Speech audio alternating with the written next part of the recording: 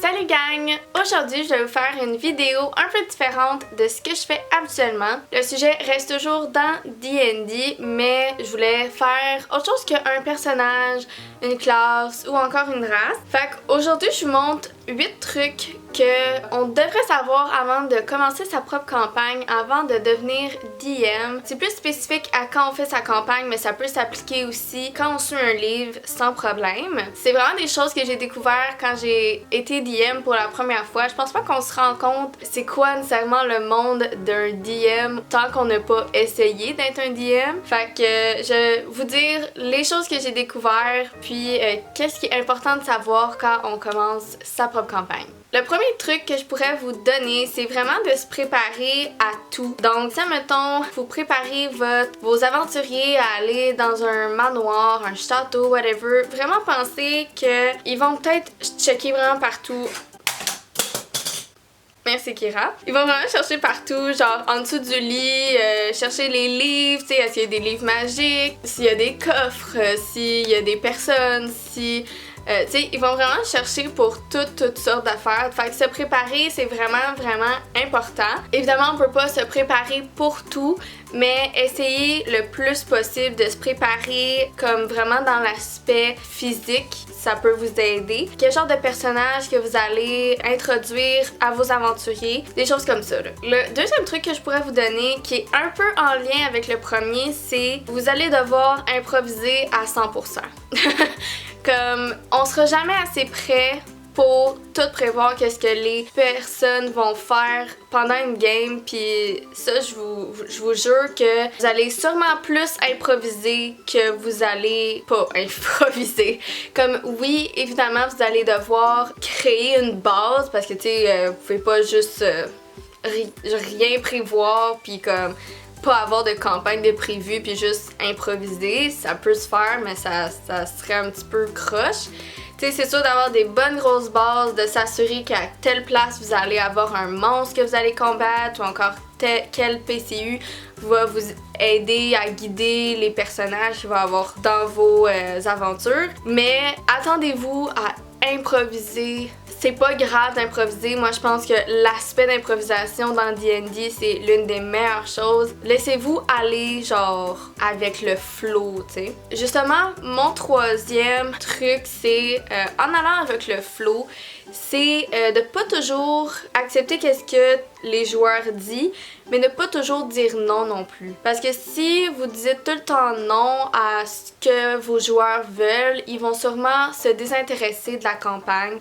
Donc, il va falloir trouver un middle ground où vous allez devoir accepter quelques affaires que les gens recherchent et en même temps, essayer de les guider, de les garder sur votre champ de votre game. N'oubliez pas que c'est vous le DM, c'est vous qui décidez qu'est-ce qui est autorisé ou pas. Vous pouvez toujours donner une raison pourquoi si la personne vous ostine, mais souvenez-vous que c'est vous le DM puis c'est vous qui décidez tout. Si la personne, nous on a tendance à un petit peu comme, comment je pourrais dire ça, un petit peu punir les gens qui font chier, là, tu sais, comme, si tu t'argumentes pour rien, ça se peut que le monstre te focus un petit peu plus.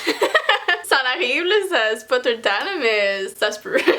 Quatrième truc, ça serait de vous inspirer d'un monde qui vous passionne ou de quelque chose qui vous passionne, parce que créer une game, c'est quand même exigeant, c'est beaucoup de temps, mais c'est vraiment le fun de voir après les joueurs qui sont comme « Ah, tu sais, t'as-tu vu ça?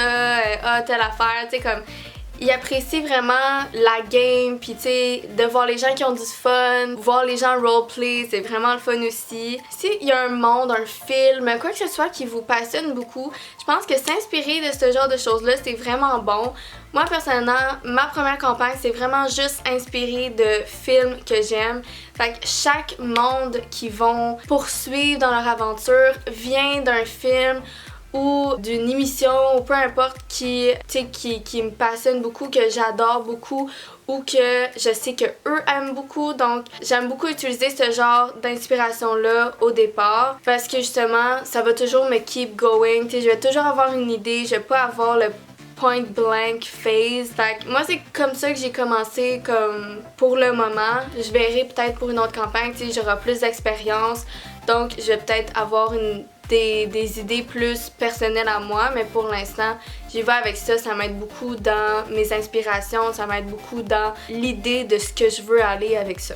5e chose que je pense pas que les joueurs se rendent compte jusqu'à temps qu'ils deviennent DM, mais modifier les monstres, c'est la chose que tu vas faire le plus en tant que DM, parce que soit que les personnes font trop mal rapidement, soit que tu fais pas assez mal. Fait que souvent, moi, qu'est-ce que je fais, c'est que je rajoute de la vie à mon monstre pendant le combat. Tu sais, comme après 2 tours, il est déjà mort. C'est un peu plate. Fait que tu sais, je vais écrire quand même combien de dommages il s'est fait faire et tout ça, mais je vais augmenter la vie.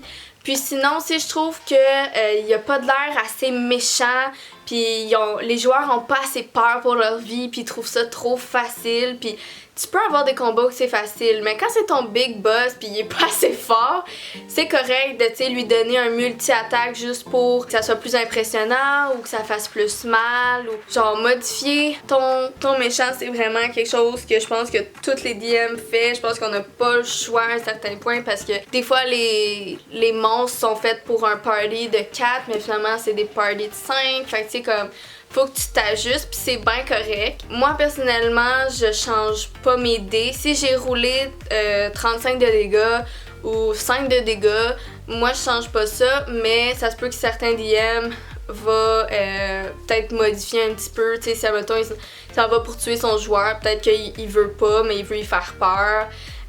Ou encore, si admettons tu touches jamais, ben tu sais, ça se peut que tu décides à un moment donné de vouloir toucher, là, parce que tu sais, sinon il n'y a pas d'action pour tes joueurs. Encore là, c'est à toi de décider, mais c'est sûr et certain que tu vas devoir modifier tes monstres, parce que sinon ça sera pas assez challengeant pour tes joueurs, puis c'est bien correct, c'est un petit secret de DM, même si tout le monde le sait finalement, mais eux autres, pendant le combat, ils pensent pas à ça, tu sais, ils vont se demander à un moment donné, ok, mais c'est quand qu'il meurt, puis tu peux donner des indices genre ah là il commence à être rough, tu sais, il saigne ou whatever, tu sais, mais reste toujours dans l'optique que justement tu peux le modifier avant même de donner des informations. Très important à savoir. Moi je savais pas ça jusqu'à temps qu'être DM. 6e petit conseil que j'aurais à offrir pour les gens qui créent leur campagne ou qui sont juste DM, ça serait de utiliser les backstories de ces joueurs.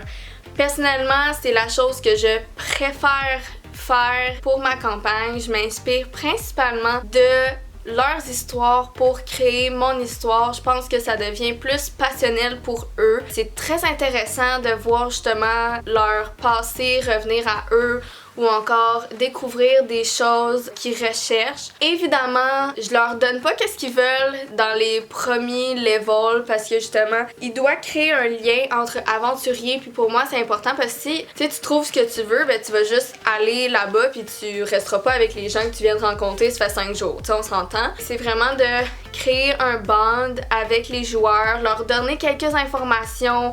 Qu'est-ce que tu trouves? C'est dans un endroit où il y a de la glace. Ah ben, je connais telle personne qui pourrait peut-être avoir des informations. Fait que tu sais, dans ces optiques-là, les gens vont pouvoir avoir quelques informations. Fait que pour moi, la backstory, c'est vraiment important. Puis je l'ai dit à tous mes joueurs avant qu'on commence que pour moi, le roleplay était extrêmement important. Justement, en parlant de backstory, de roleplay, tout ça, mon 7e conseil, ça serait justement de pas avoir peur de faire des personnages quand vous faites des PCU ou whatever. Moi, ma première game, j'avais tout écrit exactement. Chaque personnage allait dire quoi, comment, blablabla. Tu sais, c'était vraiment intense.